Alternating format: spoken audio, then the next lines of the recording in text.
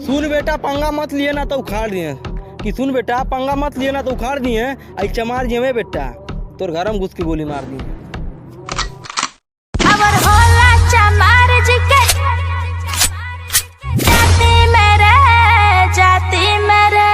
अरे बेटा निशा जी से पंगल वे तो को बोटी बोटी काट दियन। अरे बेटा है निशा जी से पंगल वे तो को बोटी बोटी काट दियन। है निशा जन सो जुड़ैले तो बीच चौराहा तो के गोली मार दी।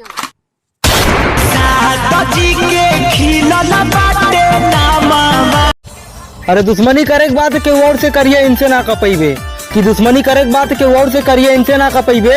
ई चमारे के लइके में बेटा मार दे चौराहा गोली कुछ ना उखाड़ पैबे।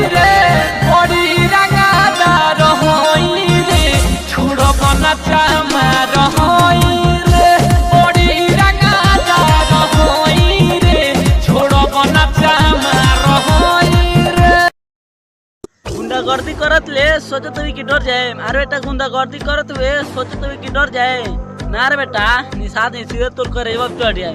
चल निकल होई निषाद जी के रेलल भरा दास ना होई हमनी लेखा कवनो बदमाश ना होई।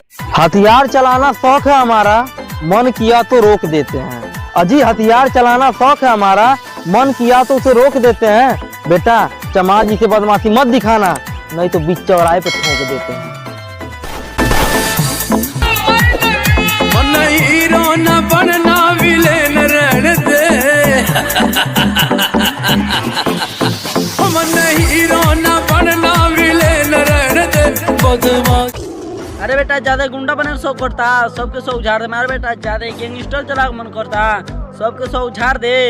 निशा जी से पंगल बनाओ तो बीच चौराहा गोली मार दे। यूपी बिहार में खिलल हमर नाम। तलवार बंदूक से खेला करूं मुझे डर नहीं चौकी थाने का। अरे तलवार बंदूक से खेला करूं मुझे डर नहीं चौकी थाने का। मैं सीना ठोक के कहता हूं मैं छोरा चमार घर आने का। पावर होला चमार जी के जाती मेरे। अरे पिस्टल लाओ चाहे लाओ दुनोली। अरे बेटा पिस्टल लाओ चाहे लाओ दुनोली। दोस्तन से कह देम तो दौड़ा दौड़ा मरे तो हर एक गली गली बुझाइल। हमनी लेखा कवनो बदमाश ना होई होई निषाद जी के रेलल भरा दास ना होई हमनी लेखा कि हमें जाने की जरूरत नहीं पड़ती है हम लौंडों को भेज के पिटवा देते हैं। कि बेटा हमें जाने की जरूरत नहीं पड़ती है हम लौंडों को भेज के पिटवा देते हैं। और चमार जी को धमकी देने वालों बहुत सड़ी के हम घर से उठवा लेते हैं। काफला